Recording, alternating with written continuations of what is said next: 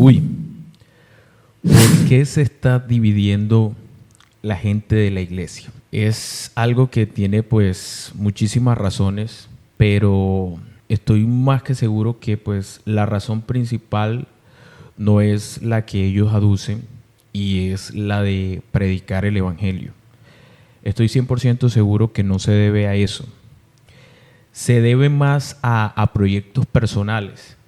Porque ¿qué pasa? Que al estar nosotros en una organización, pues estamos sujetos a ella. Y eso nos lleva a ciertas limitaciones.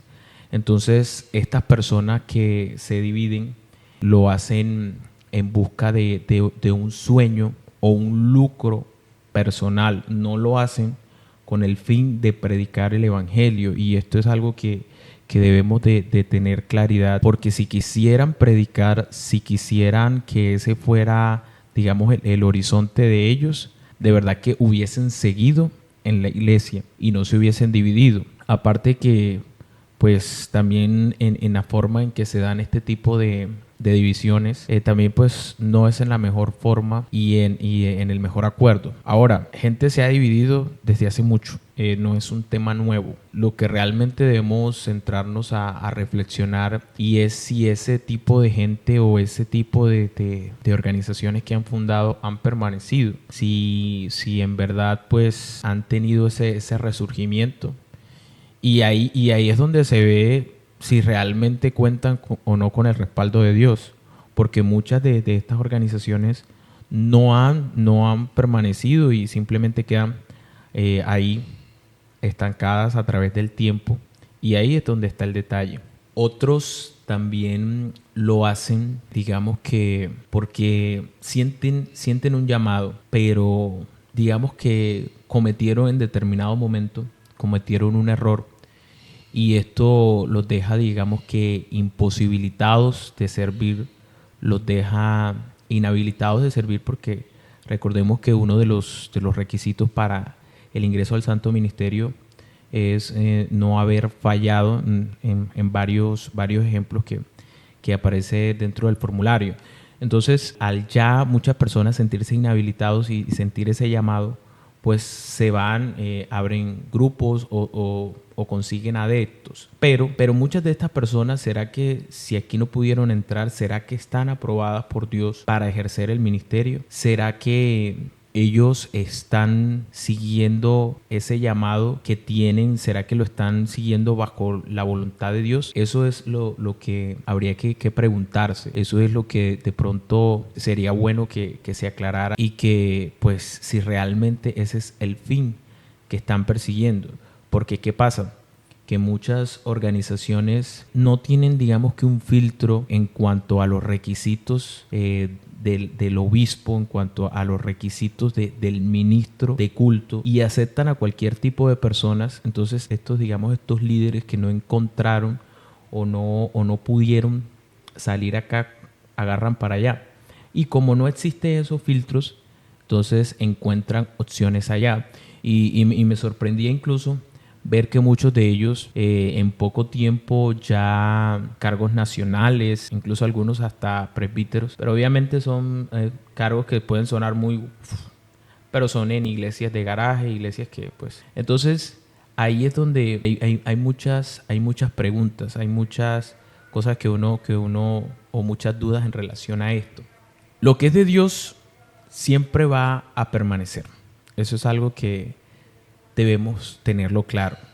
La Biblia, por ejemplo, es muy clara en Eclesiastés, es muy puntual en esto. En Eclesiastés capítulo 5, versículo 8, nos puntualiza sobre eso. Porque dice que sobre el alto vigila otro más alto, y sobre ese alto uno más alto sobre ellos. Es decir, que siempre nosotros vamos a estar en autoridad, siempre vamos a estar bajo una autoridad.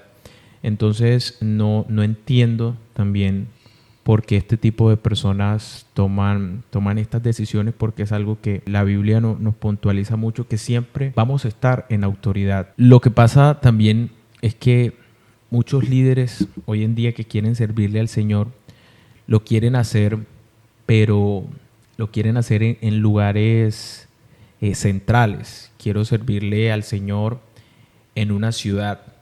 Quiero servirle al Señor en un estrato alto. No quiero, digamos, que me manden para una vereda, para un pueblo muy lejano. No. Entonces, ¿qué pasa? Que uno de los principios y hace parte de los procesos del líder en la iglesia es que hay que empezar desde abajo, y es algo que es lo correcto. Entonces, muchas de estas personas ven esa posibilidad que les toca que sacrificar en ese sentido, de pronto dejar de vivir en una ciudad por ir a servir en un lugar remoto, apartado, donde quizás no haya señal, donde quizás no haya luz ni nada de esto, y por eso se les hace difícil. Pero cuando alguien realmente tiene el llamado de Dios, sacrifica lo que sea, sacrifica sueños, sacrifica incluso comodidades y sacrifica también lo económico, porque sabemos que el siervo de Dios es sufrido y inicialmente pues va a empezar con una nivelación, con un salario mínimo, y muchos no están dispuestos a dejar un trabajo alto, a dejar una carrera por hacerlo. Pero quien realmente tiene el llamado, quien realmente está consciente de quién fue el que lo llamó, de quién fue el que lo escogió para servirle a él, no le importa dejar nada de eso.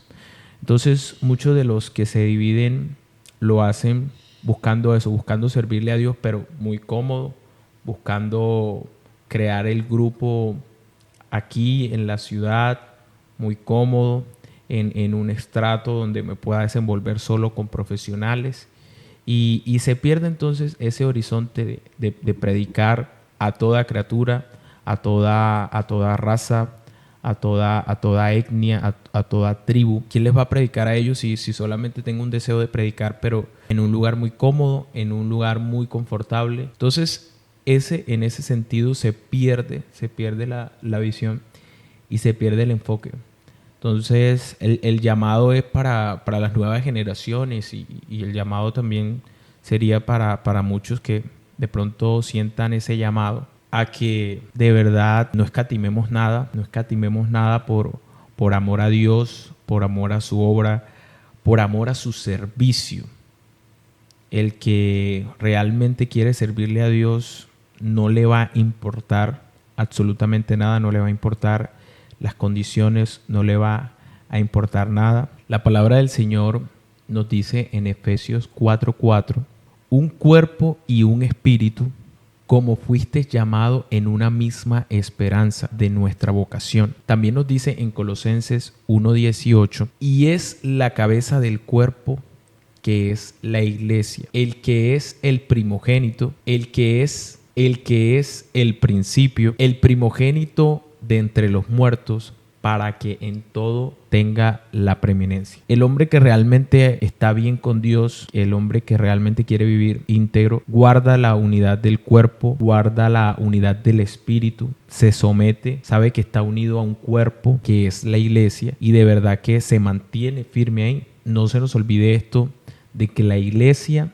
es el cuerpo de Cristo, y nosotros como miembros, como llamados a la salvación que Jesucristo nos dio por medio de su sacrificio, estamos llamados a guardar esa unidad. De pronto no se deje, querido hermano, con alguien que llegue de pronto a tratar de convencerle.